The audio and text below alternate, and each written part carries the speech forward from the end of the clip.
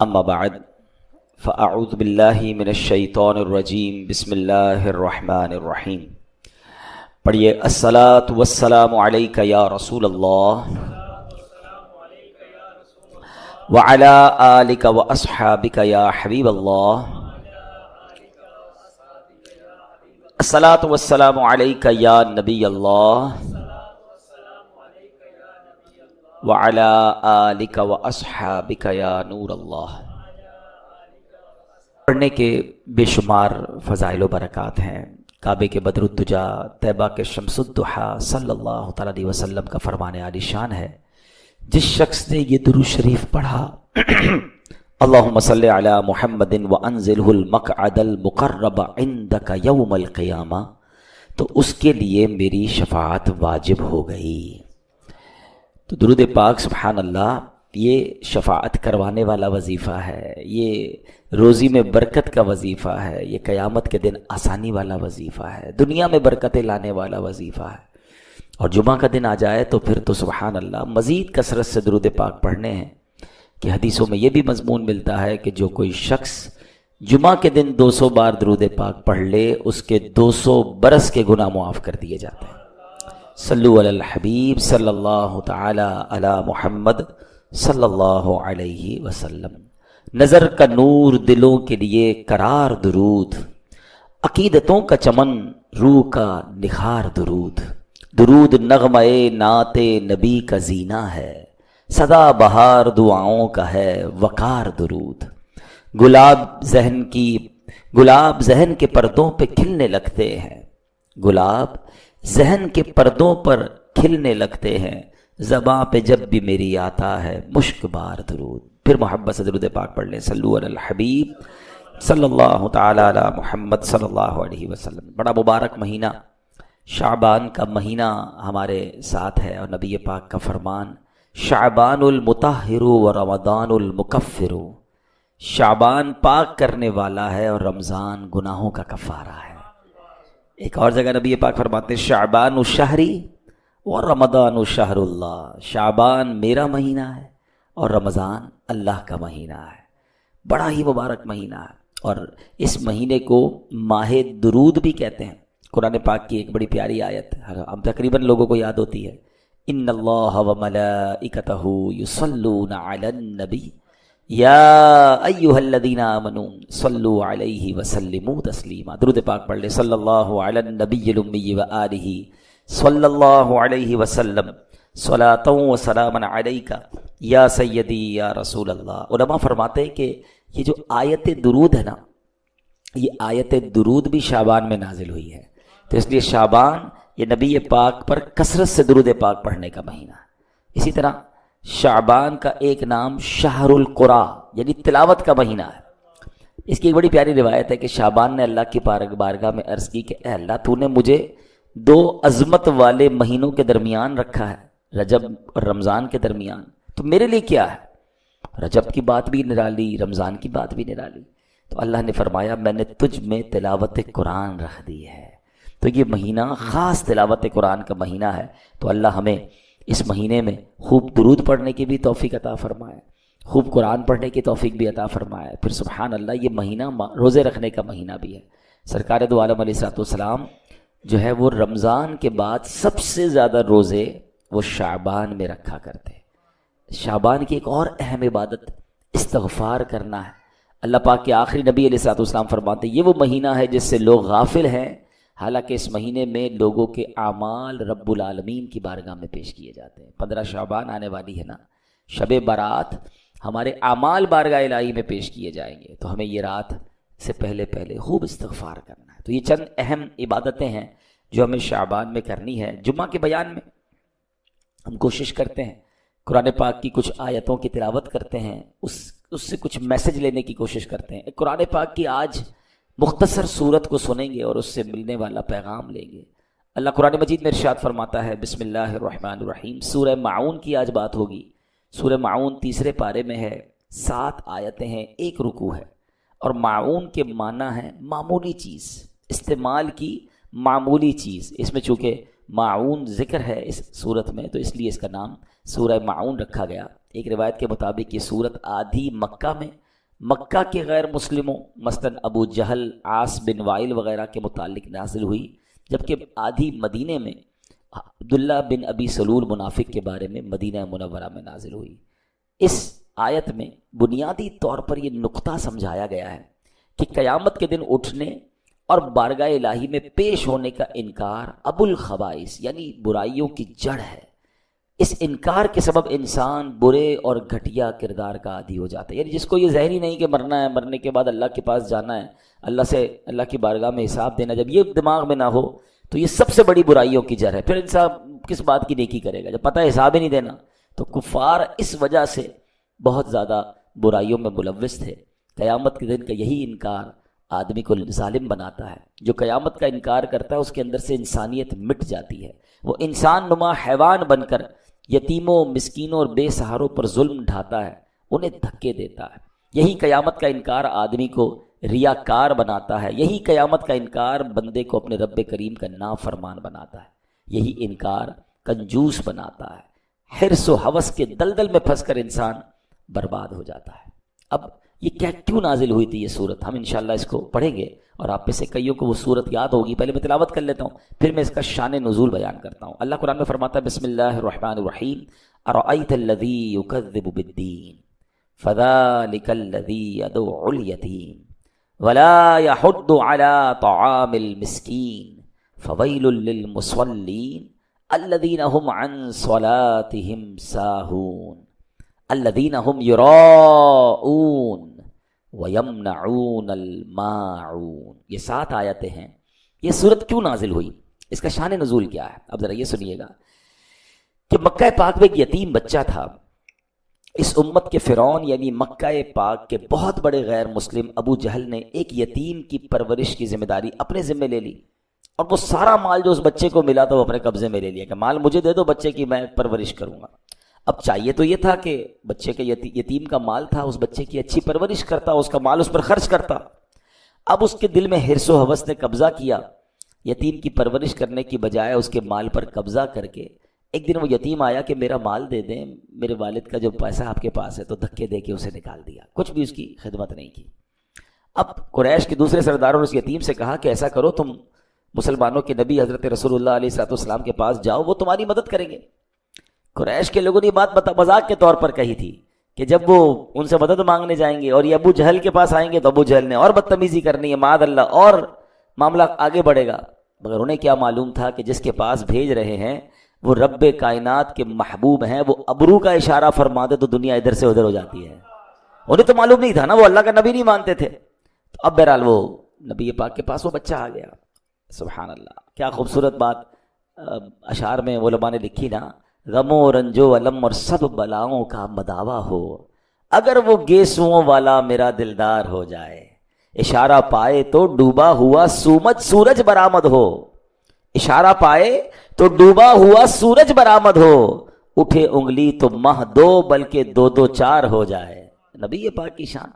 یتیم بچہ چلا گیا پیارے آقا علیہ السلام کے پاس۔ نبی پاک سبحان اللہ سب کے مددگار ہیں، سب سے محبت کرنے والے پیارے آقا ابو جہل کے گھر چلے گئے۔ اب لوگ انتظار کر رہے تھے کہ اب پھر جو باتیں ہوں گی اس سے معاذ اللہ ابو جہل اور بدتمیزی کرے گا اور جھگڑا بڑھے گا۔ نبی پاک یتیم کی مدد کرنے ابو جہل کے گھر گئے، اور نبی پاک علیہ السلام جب اس کے گھر گئے تو لوگ تو سمجھے آج بڑی اکڑ دکھائے گا ابو جہل، آج بڑی بدتمیزی کرے گا۔ مگر جیسے ہی پیارے آقا علیہ السلام اس کے گھر گئے وہ استقبال کے لیے کھڑا ہو گیا اور فوراً یتیم کا مال لا کر اس کے حوالے کر دیا، نبی پاک کی بارگاہ میں پیش کر دیا۔ تو ابو جہل کے ساتھی کہتے ہیں یہ تم نے کیا کیا؟ ہم تو سمجھے آج بڑا جھگڑا ہوگا، ہمیں بڑا مزہ آئے گا، تم بڑی بدتمیزیاں کرو گے، اور تم نے مسلمانوں کے نبی کو ویلکم بھی کیا اور سارا مال دے دیا۔ تو ابو جہل کہتا ہے خدا کی قسم میں نے محمد علیہ السلام کے دائیں اور بائیں ایک نیزہ دیکھا، مجھے ڈر لگ رہا تھا اگر ان کی بات نہ مانی تو وہ نیزہ مجھے پھاڑ ڈالے گا۔ یہ نبی پاک کا معجزہ تھا، اس کے دل پہ روب طاری ہو گیا۔ حالانکہ ابو جہل نبی پاک علیہ السلام کا سب سے بڑا دشمن ابو جہل، یاد رکھیے جس طرح حضرت موسیٰ کے زمانے میں فرعون تھا نا، اس امت کا فرعون ابو جہل کو کہا جاتا ہے۔ بڑا تنگ کیا اس شخص نے، اس بدبخت نے، لیکن اس واقعے میں وہ بے بس ہو گیا۔ سبحان اللہ۔ تو اب ابو جہل اور اس یتیم بچے کا جب یہ واقعہ ہوا نا تو سورہ ماعون کی پہلی چند آیات نازل ہوئی۔ اللہ فرماتا ہے بسم اللہ الرحمن الرحیم ارأیت الذی یکذب بالدین فذلک الذی یدع الیتیم ولا یحض علی طعام المسکین. کیا معنی ہے اس کا؟ کیا تم نے اس شخص کو دیکھا جو دین کو جھٹلاتا ہے، پھر وہ ایسا ہے جو یتیم کو دھکے دیتا ہے اور مسکین کو کھانا دینے کی ترغیب نہیں دیتا. اب یاد رکھیے گا سورہ معون کے 4 مین ٹاپک ہیں، 4 مرکزی مضمون ہیں. بخل یعنی کنجوسی، نمبر 2 نمازوں میں سستی اور لاپرواہی، نمبر 3 ریاکاری دکھلاوا، اور نمبر 4 دوسروں کی خیر خواہی نہ کرنا. ابھی جو بخل ہے نا، کنجوسی، یہ بہت شدید عیب ہے. اور یہ یاد رکھیے گا یہ غیر مسلموں کا انداز تھا، جو دین کا انکار کرتے تھے، اللہ کا انکار کرتے تھے، مرنے کے بعد اٹھنے کا انکار کرتے تھے، ان کی عادت تھی. کیا فرمایا؟ یدع الیتیم ولا یحض علی طعام المسکین. یتیم کو دھکے دیتا ہے اور مسکین کو کھانا دینے کی ترغیب نہیں دیتا. یعنی دین کو جھٹلانے والے شخص کا اخلاق کا حال یہ ہے کہ وہ یتیم کو دھکے دیتا ہے اور اپنے گھر والوں اور دیگر مالداروں کو اس بات کی ترغیب نہیں دیتا کہ مسکین کو کھانا کھلائے. کتنا گھٹیا درجہ ہے یہ کنجوسی کا. کوئی کتنا ہی کنجوس کیوں نہ ہو، روتے بلکتے یتیم اور بے سہارا بچے کو دیکھ کر تو بندے کو ترس آ جاتا ہے. زیادہ نہیں تو 1 آدھ وقت کا کھانا ہی اسے کھلا دیتا ہے. مگر انسان کے دل پر جب لالچ غالب ہو جائے، جب بدبختی غالب ہو جائے، تو پھر وہ یتیموں کا مال کھاتا ہے. اس کو روتے ہوئے یتیم بچے کا خیال بھی نہیں آتا. اے میرے پیارے اسلامی بھائیوں، یہ تو ابو جہل کا کام تھا نا. مگر سچ بتائیے کہ آج ہمارے معاشرے میں یہ نہیں ہو رہا؟ کیا یہ واقعات سننے کو نہیں ملتے کہ اپنے رشتہ دار، نارملی یتیم کا مال کون کھاتا ہے؟ پھر رشتہ دار ہی تو کھا جاتے ہیں. یا کوئی والد کا دوست ہوتا ہے کہ آپ فکر ہی نہ کریں، بچے کو میں نے سنبھالنا ہے، میں نے پالنا ہے، اس کا مال مجھے دے دو، ورثہ مجھے دے دو، اب میں ٹھیک کر دوں گا. بھائی کھا جاتے ہیں، رشتہ دار کھا جاتے ہیں یتیم کا مال. آپ سوچیں اس آیت کو، اس سورت کو 100 بار پڑھا ہوگا، اور اللہ کفار کی عادتیں بیان فرما رہا ہے قرآن میں کہ یہ اتنے گھٹیا لوگ ہیں کہ یتیم کا مال کھا جاتے ہیں، مسکین کو کھانا نہیں کھلاتے. مگر آج کلمہ پڑھنے والا ورثے کا مال کھا جاتا ہے، بہنوں کا ورثہ لوگ کھا رہے ہیں، یتیم کا مال کھا رہے ہیں. کدھر جواب دیں گے؟ روایتوں میں آتا ہے یتیم کا مال مثل مال وقف ہے. مال وقف کے بارے میں فرمایا، مال وقف جو ہوتا ہے نا، مسجد کا چندہ، مدرسے کا چندہ، جو وقف کا پیسہ ہوتا ہے، اس کے بارے میں فرمایا کہ مال وقف بڑا احتیاط سے خرچ کرو، یہ یتیم کے مال کی طرح ہے. مگر یہاں تو فکر ہی کسی کو نہیں ہے.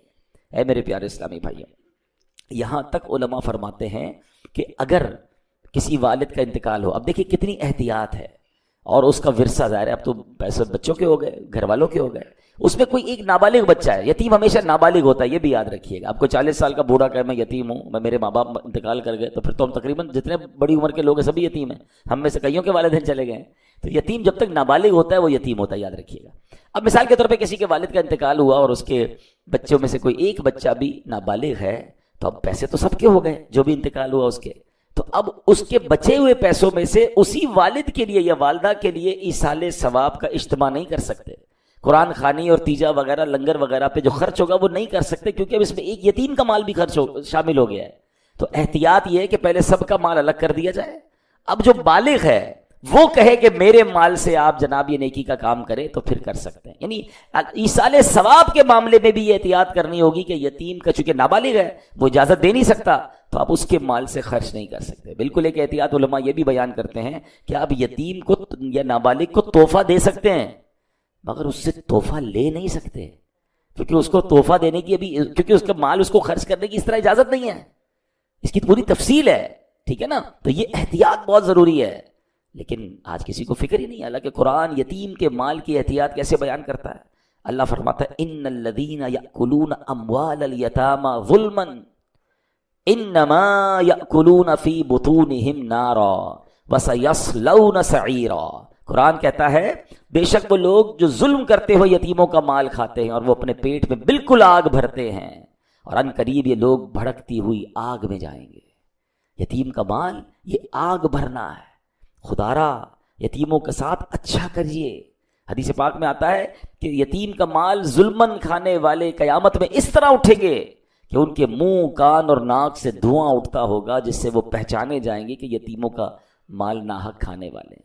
خاندان میں چیک کیجئے، مجھے جو سن رہے ہیں یا میری ویڈیو بعد میں دیکھیں، اگر کسی رشتہ دار کے کسی بچے کا، خاندان کے کسی بچے کا، اس یتیم کا آپ پر حق باقی ہے، خدا کے واسطے پورا اچھے طریقے سے ادا کر دیں. ادھر بھی مارے جائیں گے، ادھر بھی مارے جائیں گے.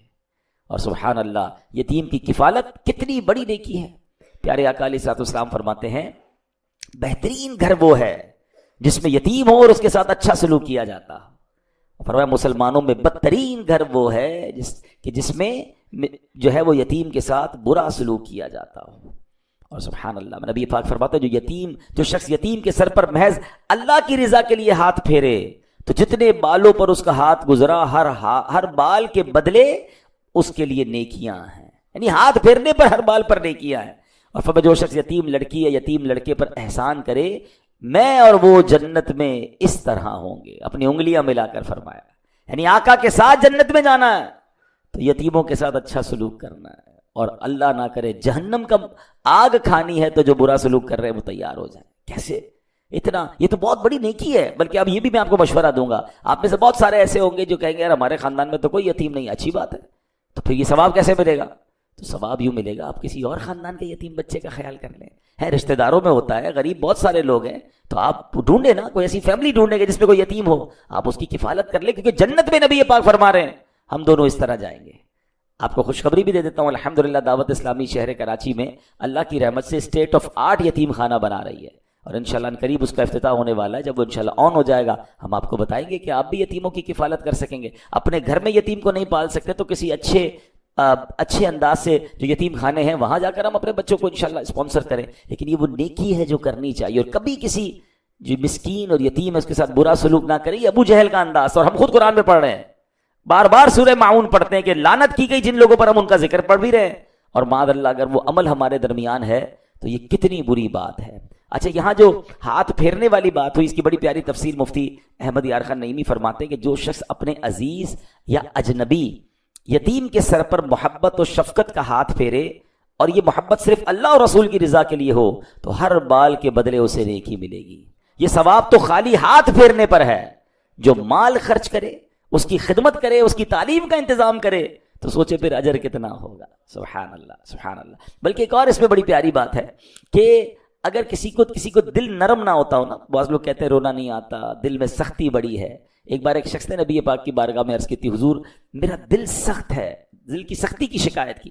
تو پیارے آقا نے فرمایا کیا تو چاہتا ہے کہ تیرا دل نرم ہو جائے, تیری حاجتیں پوری ہوں؟ تو یتیم پر رحم کیا کر, اس کے سر پر ہاتھ پھیرا کر, اپنے کھانے میں سے اس کو کھلایا کر. ایسا کرنے سے تیرا دل نرم ہوگا, تیری حاجتیں پوری ہوں گی. جس کو لگے نا یار مجھے دعا میں رونا نہیں آتا, میرے دل میں سختی ہے, وہ نرمی نہیں ہے. یتیموں کے ساتھ اچھا سلوک جو ہے سبحان اللہ, یہ وہ عمل ہے جو دل کو نرم بھی کر دیتا ہے, حاجتوں کو بھی پورا فرماتا ہے.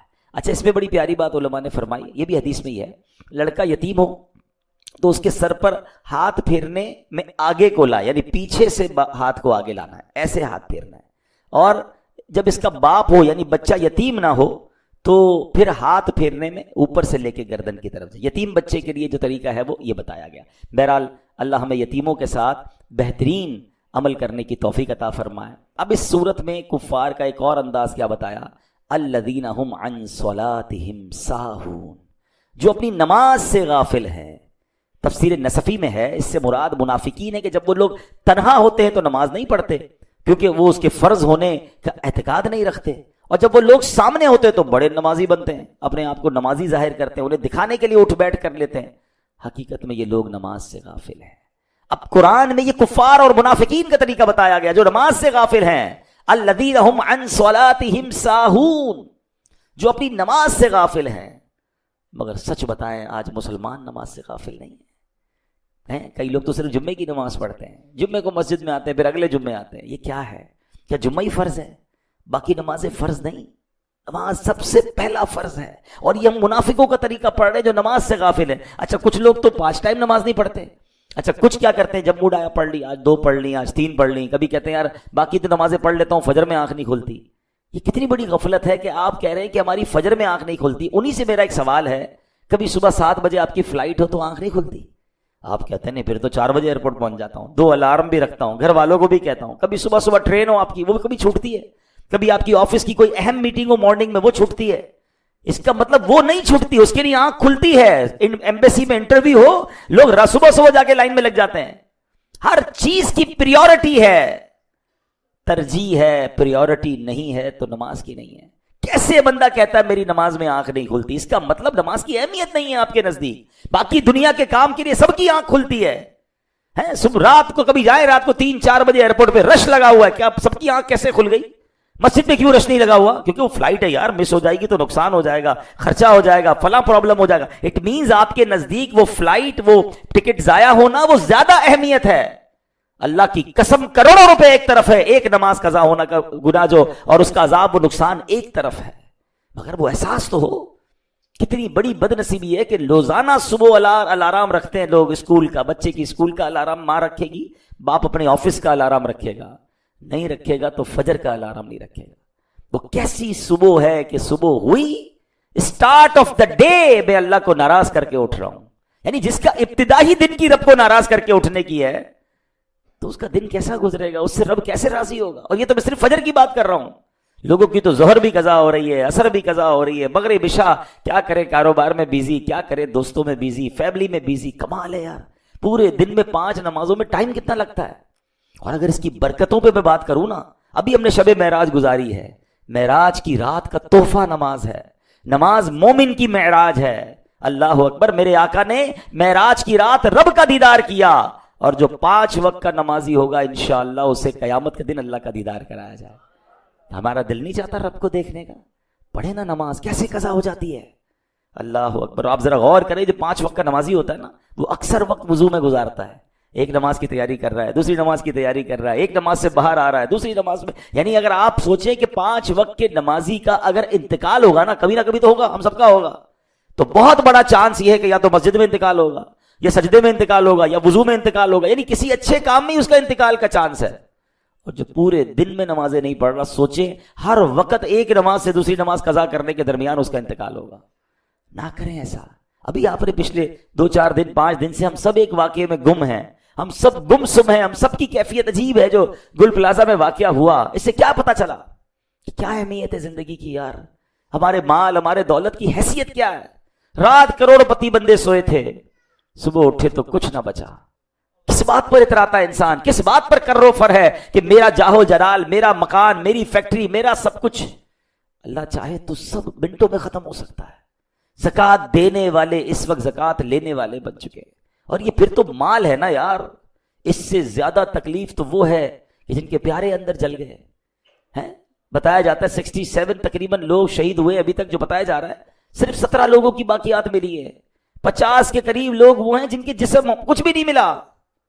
کبھی سوچو تو صحیح کہ ان کا اس گل پلازا کے اندر تکلیف کا عالم کیا ہوا ہوگا جب ان کو راستہ نہیں مل رہا ہوگا.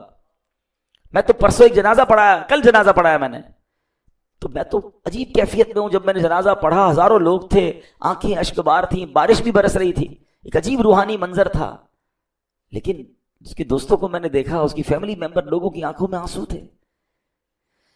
لیکن مجھے بتائیں، جس بندے کی باقیات بھی نہیں ملے گی، اس کے گھر والوں کو چین کیسے آئے گا؟ وہ کس کا جنازہ پڑھیں گے؟ کس کی قبر پہ جا کے فاتحہ پڑھیں گے؟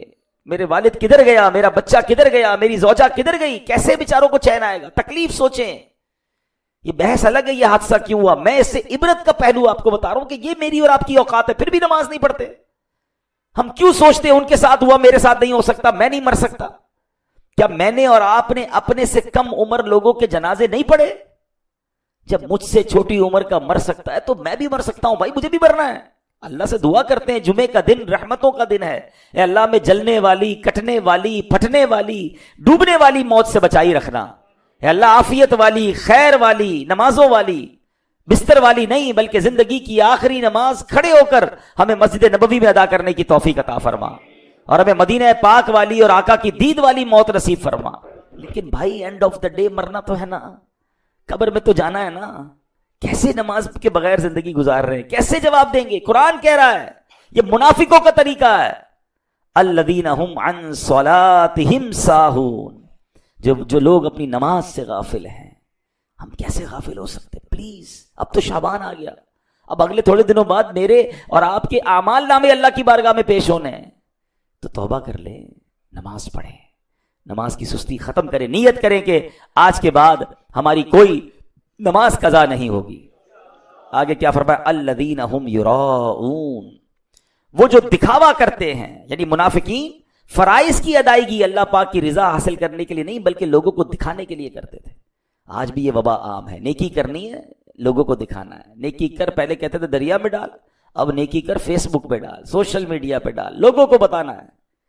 ریاکاری کی تعریف ہی یہ ہے کہ اللہ کی رضا کے علاوہ کسی اور ارادے سے عبادت کرنا. یہ ریاکاری. لوگ مجھے نمازی کہیں, لوگ مجھے حاجی کہیں, لوگ مجھے سخی کہیں, میری واہ واہ ہو جائے, اس کا مطلب you are not making worship because of اللہ سبحانہ و تعالی. آپ اللہ کے لیے نہیں کر رہے, آپ لوگوں کے لیے کر رہے. خود اپنے دل سے پوچھیں, نیکی کر کے کیوں جی چاہتا ہے کہ لوگوں کو میں بتاؤں, میں ذرا ڈالوں سوشل میڈیا پہ, پھر دیکھوں کتنے لائکس آئے, کتنے سبحان اللہ, کتنے زبائی. خود سوچیں یار. ایکچولی ریاکاری سے جو بچنے کا طریقہ ہے نا, اپوزٹ آف ریاکاری اخلاص ہے. اور اخلاص ایکچولی اخلاص از دا کی آف قبولیت. قبولیت کی چابی ہے, ایکسیپٹنس کی چابی ہے. اور وہ کیا ہے؟ بڑی پیاری طریقہ بتایا علماء نے کہ اخلاص یہ ہے کہ جس طرح بندہ اپنے گناہوں کو چھپاتا ہے اس طرح اپنی نیکیوں کو چھپائے. ہم میں سے کون ہے جو چاہتا ہے میرے گناہ لوگوں کو پتا چلے؟ کوئی نہیں چاہتا. نیکیاں سب کو پتا چلنی چاہیے. 15 سال پہلے حج کیا تھا وہ 1500 لوگوں کو بتا چکے ہوں گے. کل جھوٹ بولا تھا وہ بتائیں گے کسی کو؟ آج صبح موبائل پہ کچھ دیکھا تھا وہ بتائیں؟ وہ نہیں, وہ پتا نہ چلے. 15 سال پرانا میں حاجی, میں نمازی, میں حافظ. میں نہیں کہتا یہ کرنا گناہ ہے. نیت سوچیں اپنے دل میں کیا ہے. کسی حاجی کے بارے میں سوچنے کا نہیں کہہ رہا, اپنے بارے میں سوچیں. ہو سکتا ہے کوئی اچھی نیت سے بتا رہا ہو. ہم کسی پر الزام نہ لگائیں, اپنے آپ کو جسٹیفائی, اپنے آپ کو تو چیک کریں نا. کیونکہ قرآن کہتا ہے الذین ہم, کیا فرمایا قرآن کہتا ہے الذین ہم یراؤون, وہ جو دکھاوا کرتے ہیں. ہائے ہائے ہائے. اور اب آخری بات, قرآن کیا کہتا ہے ہمیں سمجھنا ہے. وَيَمْنَعُونَ الْمَاعُونَ, اور برتنے کی معمولی چیزیں بھی نہیں دیتے. معون کا مطلب ہے معمولی استعمال کی چیزیں. مطلب یہ کہ منافقین اتنے کنجوس, بے حس اور بے پرواہ ہیں کہ اگر کوئی ان سے عام استعمال کی معمولی سی چیز بھی مانگ لے تو یہ دینے سے انکار کر دیتے ہیں. علماء کرام فرماتے ہیں مستحب یہ ہے کہ آدمی اپنے گھر میں ایسی چیز اپنی حاجت سے زیادہ رکھے جن کی ہمسایوں کو ضرورت ہوتی ہے کہ انہیں ادھار دیا کرے. حدیث پاک میں آتا ہے, حضرت عائشہ صدیقہ فرماتی ہیں میں نے عرض کیا یا رسول اللہ علیہ السلام کون سی چیز جس کا منع کرنا حلال نہیں ہے, یعنی کوئی مانگے تو منع نہیں کرنی چاہیے, فوراً دینی چاہیے. تو فرمایا پانی, نمک اور آگ. اور اس کی وجہ کیا فرمائی؟ کہتے ہیں حضور پانی کا حکم, پانی تو سمجھ آ گیا کہ کوئی بھی مانگے اسے پلا دے, آگ اور نمک سے کیا مراد ہے, حکم کیوں ہے؟ فرمایا جس نے کسی کو آگ دی گویا اس نے اس آگ سے پکا ہوا سارا کھانا خیرات کر دیا. پہلے زمانے میں لکڑی وغیرہ دیتے تھے لوگ, آگ لگاتے تھے, یعنی اس کے چولہے کا اگر آپ نے انتظام کر دیا, اس چولہے پہ جتنا کھانا بنا سب آپ نے خیرات کیا. فرمایا جس نے کسی کو نمک دیا اس نے گویا وہ سارا کھانا خیرات کیا جس کھانے میں نمک کی وجہ سے لذت آئی ہے. ہائے ہائے ہائے. اور جس پانی, صرف پانی پلانے کی فضیلت کیا ہے؟ فرمایا جس نے کسی مسلمان کو ایک گھونٹ پانی وہاں پلایا جب پانی عام ملتا ہے, نارمل پانی ملتا ہے, تو اسے غلام آزاد کرنے کا ثواب ہے. اور جس نے کسی مسلمان کو وہاں ایک گھونٹ پلایا جہاں پانی نہ ملتا ہو تو اس نے گویا اسے زندگی بخشی. نارمل پانی پلانے کا ثواب اتنا ہے, اور جہاں پانی نہیں وہاں پلانا. مگر ادھر دل ہی نہیں چلتا, اللہ کی راہ میں خرچ نہیں کرتے لوگ, اپنی زکوٰۃ پوری نہیں دیتے. کنجوسی بھی منافقین کا اور کفار کا انداز ہے. تو اے میرے پیارے اسلامی بھائیوں, آج سورہ معون ہم نے سنی, اس کی تفسیر سنی, کفار کی عادتیں سنی. چیک یہ کرنا ہے کہ کیا یہ عادتیں میرے اندر تو نہیں. یتیم کا مال کھانا یہ کفار کا طریقہ, مسکین کو مدد نہ کرنا یہ کفار کا طریقہ, اپنی عبادتیں دوسروں کو دکھانا, ریاکاری کرنا, اللہ کے لیے نہیں لوگوں کے لیے عبادت کرنا, یہ کفار کا طریقہ. مسلمانوں پر خرچ نہ کرنا, چھوٹی چھوٹی چیزیں بھی نہ دینا, یہ بھی کفار کا طریقہ ہے. اللہ کرے کہ یہ عادتیں ہمارے اندر سے نکل جائیں اور ہم ایمان والوں کے اوصاف اپنانے والے بنیں, ہم سخاوت کرنے والے بنیں, ہم اللہ کے لیے عبادت کرنے والے بنیں اور یتیموں مسکینوں کے مددگار بن جائیں. اللہ مجھے بھی اور آپ کو بھی عمل کرنے کی توفیق عطا فرمائے. آمین.